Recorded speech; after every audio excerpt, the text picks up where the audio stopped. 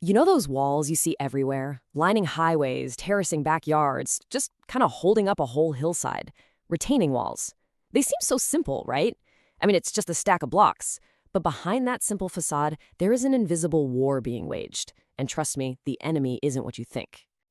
So let me just ask you, when you see a wall like this, what do you think is its biggest enemy? The sheer weight of all that soil? Maybe the quality of the materials they used? Well, the answer is actually a little more complex, and it's the real secret behind why so many of these structures end up failing. And look, this isn't just some engineering puzzle. When these walls collapse, the results can be absolutely catastrophic. We're talking destroying homes, blocking roads, and seriously endangering lives. So understanding why they fail, it isn't just interesting, it's critically important. To really get to the bottom of it, we first have to understand the invisible forces at play. This is where the real battle begins, deep within the soil itself. So what is a retaining wall's fundamental job? Well, at its core, it's built to do one thing: push back. It has to resist what engineers call lateral pressure. That's just the sideways force the soil exerts as it naturally tries to level itself out. Now, what's really interesting here is the baseline scenario. If you have dry, granular soil, it behaves in a fairly predictable way. Engineers can actually calculate this force and design a wall that's strong enough to handle it, day in and day out. But the world is rarely that simple, or that dry. And right here, this is our main villain: water. When rain or groundwater seeps into the soil behind the wall, it gets trapped. This trapped water creates something called hydrostatic pressure, and it adds a huge amount of force.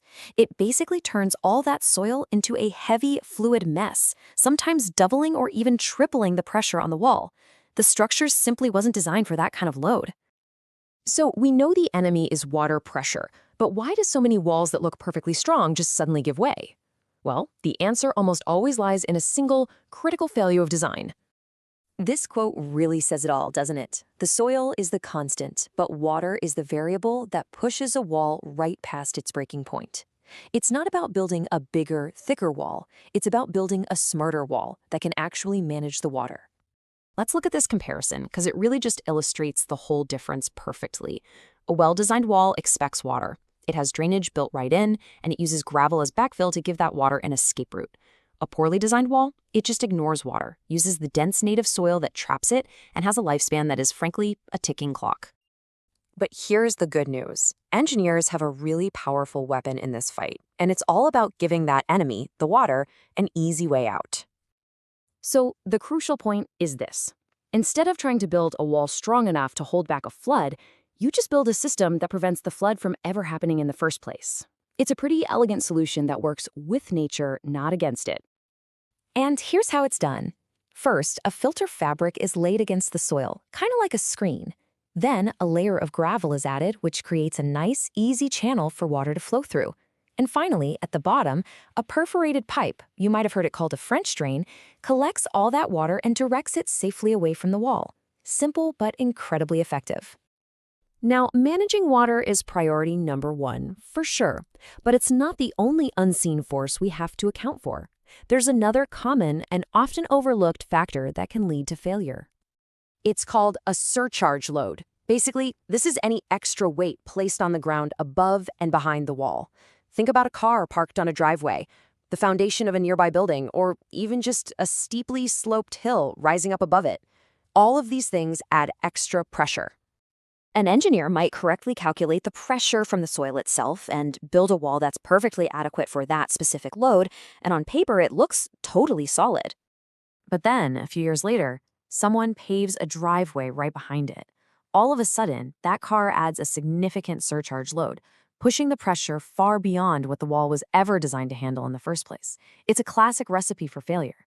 So to combat this, engineers have a few tools. They can design much stronger, deeper foundations, or they can add more steel reinforcement, like rebar, inside the wall. But one of the most clever solutions is using materials like geogrid. It's this strong synthetic mesh that's laid in layers within the soil.